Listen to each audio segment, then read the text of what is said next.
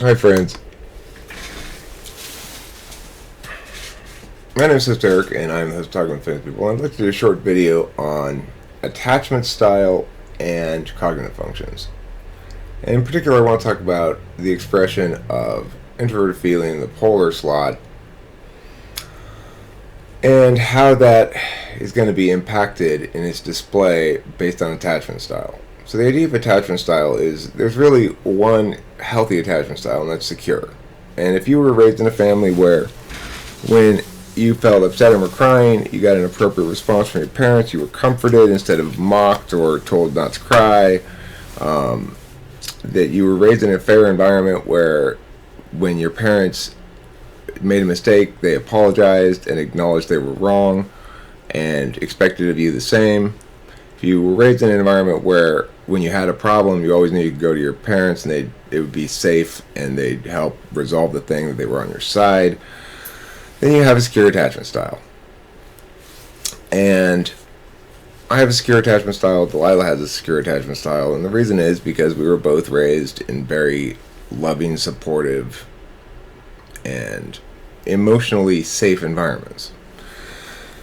So, now, Delilah and I both have polar FI. There are a lot of people who are very insistent that Delilah is not a TI tool user. And the attachment style is there to help us understand how looks can be deceiving. So, for somebody like Delilah or for me, we both cry a lot. And like last night, I was talking to her about a problem between her and Kim, and she burst into tears while concurrently making a bunch of logical arguments as to why Kim was wrong. Okay, Kim said this, but that contradicted to this, and here's another reality, and here's blah, blah, blah, and made a fantastic case as to the situation, as to why Kim had no good cause to be mad at her. I brought Kim into the mix, and then Kim displayed her insecure attachment style. Whereas Delilah was happy to find elements that she could take responsibility for, acknowledge them, and then concurrently make her arguments as to why she's taking too much blame. Kimberly's not really able to do that. She has an insecure attachment style. She was desperately trying to blame me or somebody else for the situation, and it wasn't a big deal. But the thing is, how a person displays their emotionality is going to link a great deal to their attachment style. So for Delilah and I, it's very safe for us to cry. We're not worried about it being used against us. We don't see vulnerability as something that gets exploited because we weren't raised in an environment where it is, or it was. Now,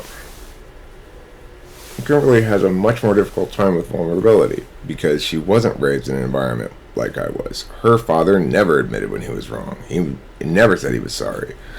And Kimberly, as a consequence, has a great deal of trouble doing that.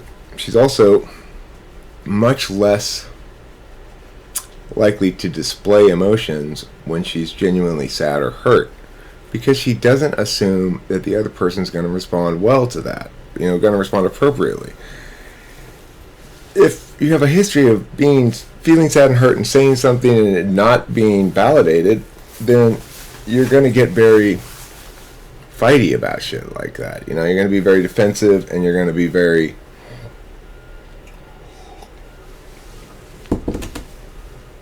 reactive in ways that aren't healthy or resolving. So when you're looking to see somebody's function stack, and you think, well, that person's very emotional or displays a fair amount of emotion, it's not necessarily indicative of anything. What you have to look at instead is, I would say foremost, the manner of justification they use. So we can learn a lot about TIFI by manner of justification. And if the manner of justification references other people's language, what they said, draws distinctions between that and something else to highlight a contradiction, to parse away some aspect of it, and they do that consistently over time, then you know they're a TI user, not an FI user. And it doesn't matter if they cry a lot or not. That's not what it means to be TI tool and FI polar. It doesn't mean you don't have emotions, you don't feel things. It means that you utilize that attentional manner ineffectively. And certainly, as displayed by Delilah last night, she was making her case just fine. The TI was working fine. The FI was spilling over the tops of the cup.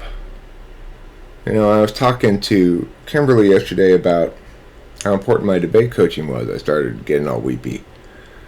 And again,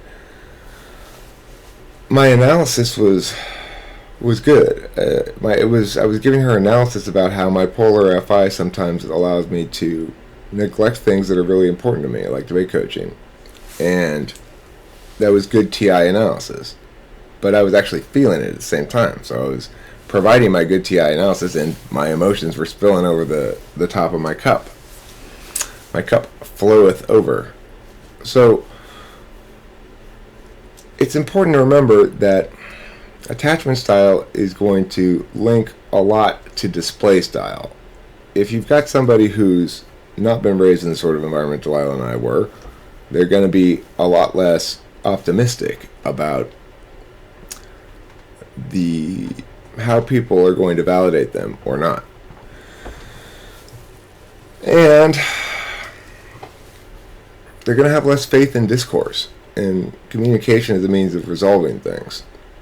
So, at the end of the day, it's important that we incorporate particularist concerns, and certainly attachment style is a particularist concern. Two different ENTPs with two different attachment styles are going to display very differently. And it's important also to remember that the healthiest manner of being is the one where you do feel safe to be vulnerable, and you expect to be validated, and you don't tolerate the alternative. So thanks for watching, and don't forget to eat plenty of cheese. Bye, honeys.